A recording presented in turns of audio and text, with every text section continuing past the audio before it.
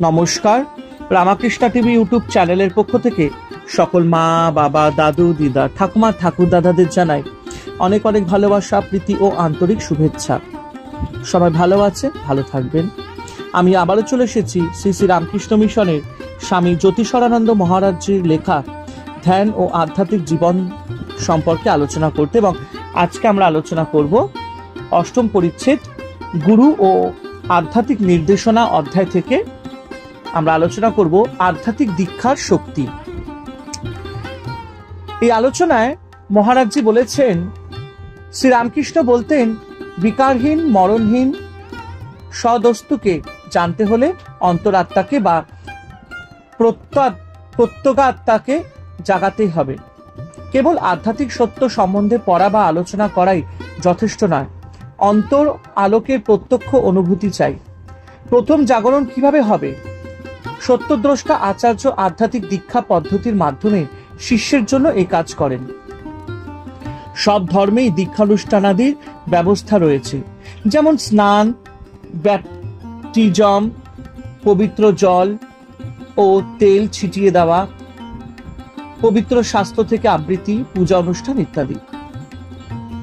এইসব অনুষ্ঠানাদির মাধ্যমে দীক্ষিতদের সেই ধর্ম সম্প্রদায়গুলি সভ্য করে নিয়ে বিশেষ সুবিধাদি পাবার যোগ্য করে নেওয়া হয়। এই আনুষ্ঠানিক দীক্ষা আমাদের আলোচ্য আধ্যাত্মিক দীক্ষা থেকে অনেক তফাৎ। এই কথা মনে রেখে যিশু বলেছিলেন, আবার জন্ম না নিলে মানুষ ঈশ্বরের রাজ্য দেখতে পাবে না। আবার জন্মানো মানেই আধ্যাত্মিক জাগরণ, দেহে আত্মবুদ্ধি অর্জন করে নিজের আত্মস্বরূপত্ব উপলব্ধি করা। যা দেহ থেকে জন্মেছে তা দেহই, আর যা আত্মা থেকে জন্মেছে তা আত্মাই। এর অর্থ ব্যাখ্যা করে যিশু শিষ্য সেন্ট পিটার বলেছিলেন, মানে যিশুর যে শিষ্য ছিলেন সেন্ট পিটার, তিনি বলেছিলেন, ঈশ্বরের কথায় দোষযুক্ত নয়, দোষমুক্ত বীজ থেকে আবার জন্ম হলে সে জীবন তথা ঈশ্বর সান্নিধ্যে বাস হবে অনন্তকালের জন্য। তিনি গুরু, যিনি ঈশ্বরের বাণী পরম্পরাক্রমে প্রচার করে চলেন। ঈশ্বরের শক্তি আসে মন্ত্র বাক্যের মাধ্যমেই, আর মন্ত্রের মাধ্যমেই চেতনার উন্মেষ ঘটে। ভারতে দ্বিজতের বা দুবার জন্মগ্রহণের আদর্শ আছে, আর দ্বিজ বলতে পাখিকেও বোঝায়। প্রথমে ডিম জন্মায়, পরে ডিম ফুটে জন্মায় পক্ষী শাবক, যা পরে পরিণত পক্ষীরূপ ধারণ করে। সব ডিমই ফোটে না, সব শাবকই পরিণত পক্ষী হয় না। সেই রকম সব লোকই আধ্যাত্মিক অনুভূতি লাভ করে না। লোকে আধ্যাত্মিক উন্নতির ভিন্ন ভিন্ন স্তরে আছে। একটি সংস্কৃত শ্লোক আছে, স্বাভাবিকভাবে মানুষ শূদ্র বা অজ্ঞ হয়ে জন্মায়। শুদ্ধি সংস্কারের পর যে দ্বিজ বা দুই জন্ম বিশিষ্ট ব্যক্তি হয়, অধ্যয়ন ও শাস্ত্রজ্ঞান লাভে সে হয় বিপ্র বা পণ্ডিত বা কবি। পরমাত্মার অনুভূতি লাভ হলে সে হয় ব্রাহ্মণ বা ব্রহ্মবিদ।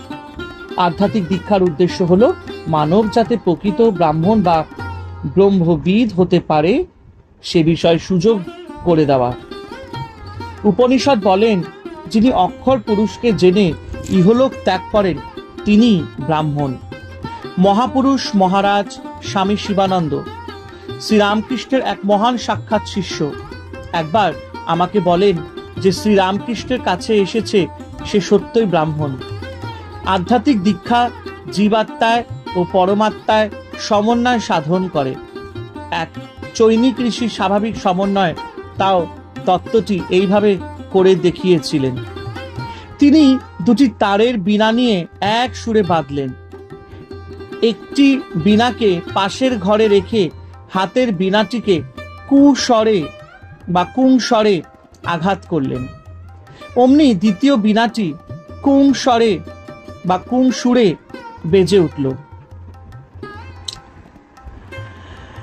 যখন একটিতে চিত্তসুর বাজানো হলো, অপরটিতে অনুরূপ সুরটি ঝংকার দিয়ে উঠল, কারণ দুটি বীণাই সমসুরে বাঁধা ছিল। একটি তারের লয় পাল্টে দেওয়া হলে অপরটিতে বেসুরে শ্রুতিকটু আওয়াজ হতে লাগলো। আওয়াজ হলো, কিন্তু সুরের প্রভাব গেল হারিয়ে। অমনি আমরা পড়তে, ভাবতে, কথা বলতে পারি, কিন্তু এই সবের কোনোই মূল্য হবে না যদি না আমরা নিজ নিজ আত্মার সুরকে বিরাট আত্মার বা পরমাত্মার সুরের সঙ্গে মেলাতে শিখি। মন্ত্রশক্তি প্রকাশ পায় কেবল শুদ্ধ আত্মাতে, যিনি ঈশ্বরের জন্য তীব্রভাবে ব্যাকুল হন। পতঞ্জলি 3 রকম শিষ্যের মধ্যে প্রভেদ দেখিয়েছেন। যিনি মৃদু, তিনি আধ্যাত্মিক সাধনার কঠোরতা সহ্য করতে পারেন না। মধ্যমা প্রথমটির থেকে বেশি চেষ্টা করে, তীব্র সাধক অনুভূতির জন্য কঠোর সাধনা করে। তারা বাহু বিক্ষেপ থেকে মনকে ভেতরে আকর্ষণ করার গুহ কৌশল শিখেছে। নিজ অন্তরে দৈবী সত্তার অধিষ্ঠান সম্বন্ধে সচেতন এবং ঈশ্বর লাভের জন্য গভীর ব্যাকুলতা সম্পন্ন। ঈশ্বর লাভের জন্য ব্যাকুলতাকে সর্বদা ঈশ্বর কৃপার সংকেত বলে মনে করা উচিত। আমার আধ্যাত্মিক জীবনের গোড়ায় এই পথ অত্যন্ত দুরূহ বলে মনে হতো। স্বামী ব্রহ্মানন্দকে প্রশ্ন করায় তিনি বলেন, সংগ্রাম সংগ্রাম। গুরুর কাছে নির্দেশ লাভই যথেষ্ট নয়, সাধককে অনুক্ষণ সংগ্রাম করে যেতেই হবে। সত্য বস্তু জানার জন্য শিষ্যকে প্রথমে অবশ্যই সমস্ত হৃদয় দিয়ে ব্যাকুল হতেই হবে। যারা এর জন্য প্রস্তুত তাদের কাছেই এই জাগরণ সহসা উপস্থিত হয়। অন্য সংগ্রামী সাধকের কাছে এই জাগরণ আসে ধীরে ধীরে। আমরা যখন আনন্দে মেতে থাকি তখন সে আনন্দ অন্যদেরও দিতে পারি। সেই রকম একজন উত্তম আধ্যাত্মিক আচার্য তার শিষ্যে অধ্যাত্ম স্পন্দন সমূহ সঞ্চালন করতে পারেন। শ্রীরামকৃষ্ণের মহান শিষ্যবর্গকে অনেক ক্ষেত্রেই এই ক্ষমতা প্রয়োগ করতে আমরা দেখেছি। তারা আধ্যাত্ম শক্তির বিরাট আধার ছিলেন, কিন্তু তারা তার ব্যবহার খুব সাবধানেই করতেন। সাধারণত গুরুমন্ত্রের মাধ্যমে এই ক্ষমতা সঞ্চার করে থাকেন। হরে কৃষ্ণ কৃষ্ণ কৃষ্ণ হরে হরে, হরে রাম রাম রাম হরে হরে। জয় শিব শম্ভু, জয় দেবী দুর্গা দুর্গতি নাশিনী, জয় মা কালী।